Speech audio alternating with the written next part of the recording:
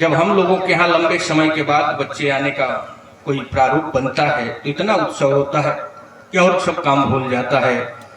और वहां तो चौथे पन में महाराज के यहाँ पुत्र आने वाले हैं और तीनों रानियां एक साथ पेट से हैं। हमारे सनातन धर्म में 16 संस्कार और 16 श्रृंगार बनाए गए। संस्कारों में सर्वप्रथम संस्कार जब गर्भ पेट में आता है और 2 संस्कार गर्भ के अंदर ही हो जाते हैं, अर्थात 3 संस्कार बच्चे को बाहर आने से पहले ही पूर्ण कर दिए जाते हैं। और कुल मिला के हमारे जीवन में विवाह तक 15 संस्कार पूर्ण हो जाते हैं। अभी संस्कारों के बारे में भी बताएंगे आगे। 15 के बाद केवल एक संस्कार शेष रहता है जो आप सबको पता है, अंतिम संस्कार। यह 16 संस्कारों में 15 संस्कार विवाह तक संपन्न हो जाता है। विवाह के बाद केवल लास्ट एक संस्कार बनता है जिसे अंत्येष्टि क्रिया कहते हैं, अंतिम संस्कार। उसी प्रकार 16 श्रृंगार भी बनाए गए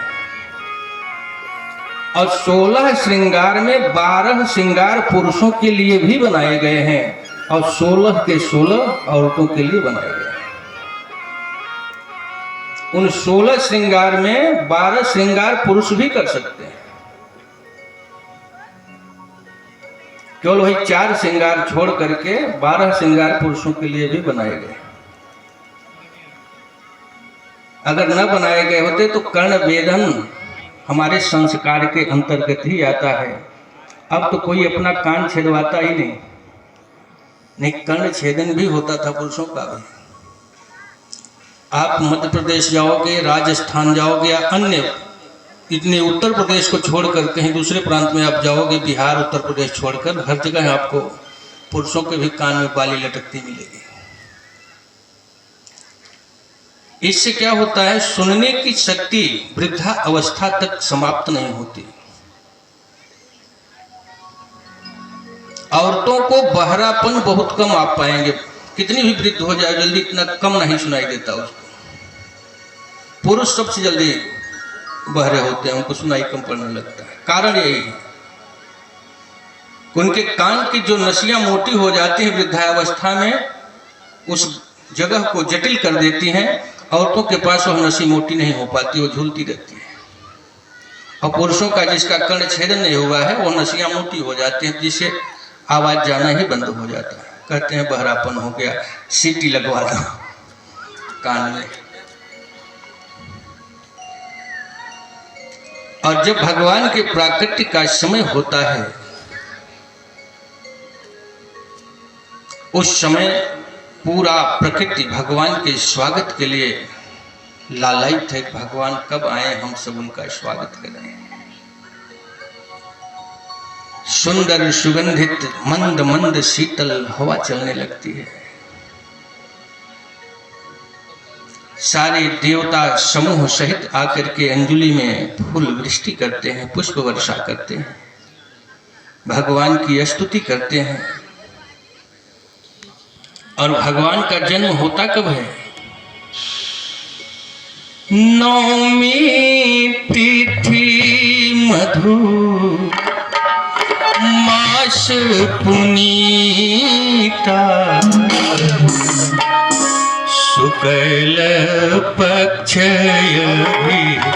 जित हर पीता।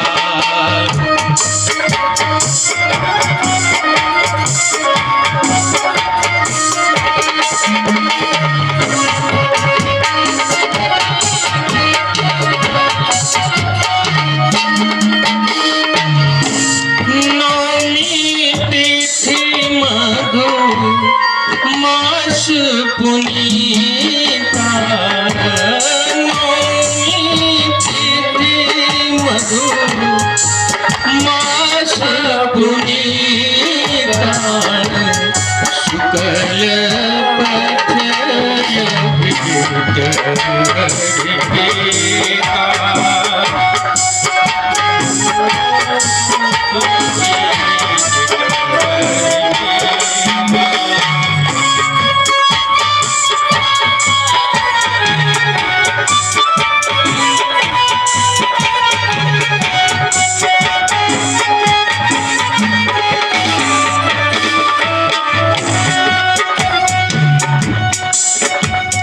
नवमी का तिथि है। अब विचार करना, जो विद्वान पंडित हैं, जब आप अपने घर में कोई शुभ कार्य करवाने के लिए जाओ, पंडित जी पूजा करना है, तो पहले पत्रा देखेंगे तो कहेंगे चौथ, चतुर्दशी, नवमी, ये 3 तिथि रिक्ता तिथि है, इसमें कोई भी कार्य सफल नहीं होता। पंडित जी बताते हैं कि 3 तिथियां रिक्ता होती हैं, चौथ, चतुर्दशी और नवमी।